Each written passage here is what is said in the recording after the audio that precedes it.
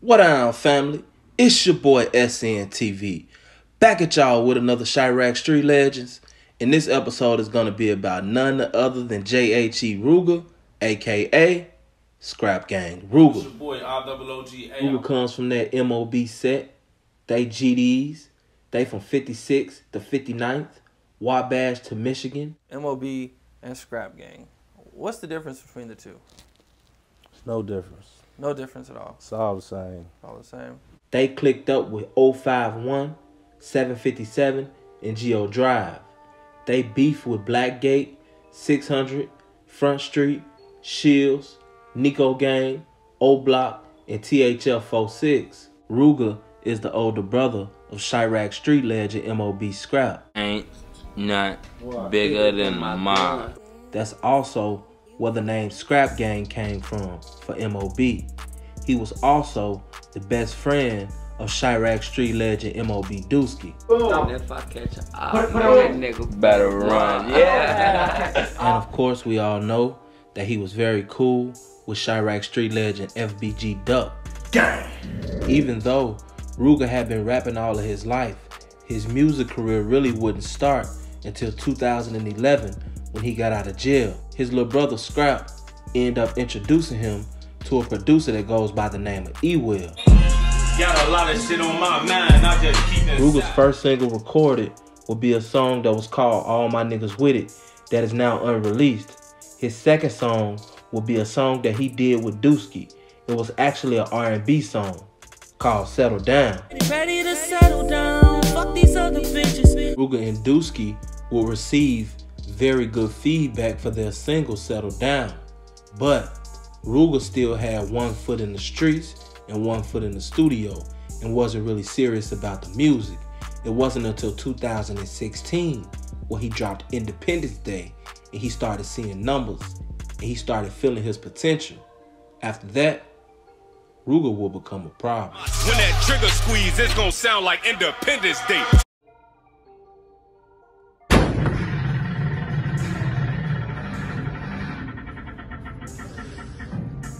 Coming for that 8. Rooga has seen and experienced many things in life, including the loss of life. But in 2014, the losses got a lot closer to home when Rooga would lose his little brother Scrap. Brian Weekly was killed in an early Saturday shooting in the Washington Park neighborhood that left another man critically wounded. Weekly, 18, was shot multiple times in an alley in the 5600 block of South Wabash Avenue about 1:30 a.m. A 20-year-old man was also shot multiple times. Weekly of the 1400 block of West 79th Street was dead at the scene, according to Cook County Medical Examiner's Office. The 20-year-old was taken to John H. Stroger Jr. Hospital of Cook County in critical condition. On Saturday, June 7, 2014, Scrap and a friend of his that went by the name of Moochie was in the alley chilling at 1:30 a.m. when all of a sudden, a shooter walked up and began shooting Scrap and Moochie. Scrap ended up dying at the scene and Moochie ended up being shot in his face. The only reason that Moochie lived was because he ended up playing dead. Lucky Rosie. What? LG. On October 9th, 2018, Rooga would suffer another loss. This time, it would be his best friend, Vantrese Chris, also known as Dooski the Man. Dooski the Man was killed on 56th in Michigan, right in his hood. This would be a big loss for Rooga, and he would actually pledge revenge. Lost my brother Dooski, that shit just don't sit right with me. Hey, they getting that you first team defense on Mike. Hey, wait.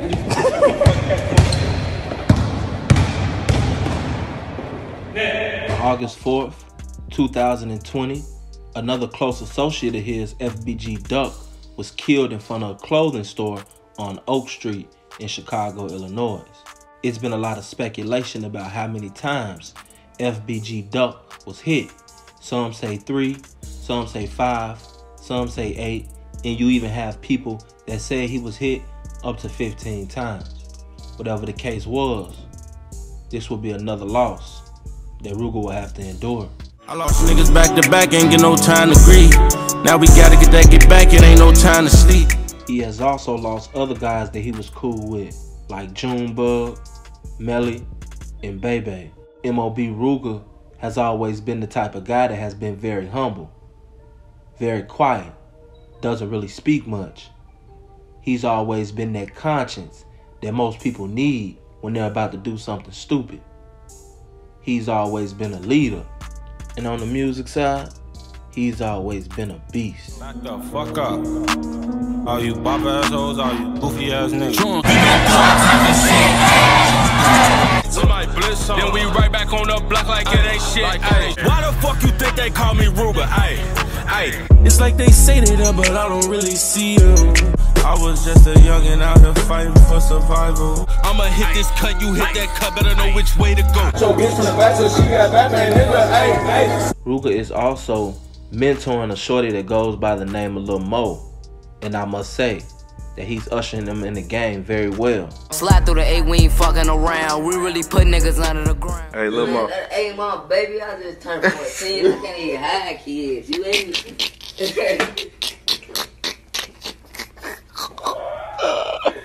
Oh, fuck no, Hell no. I think that one of the most impressive things about Rooga is the fact that within those 9 years that he began to become serious about rap, he's lost so much and he's had to endure so much. And the whole time, he's continued to get better, song by song.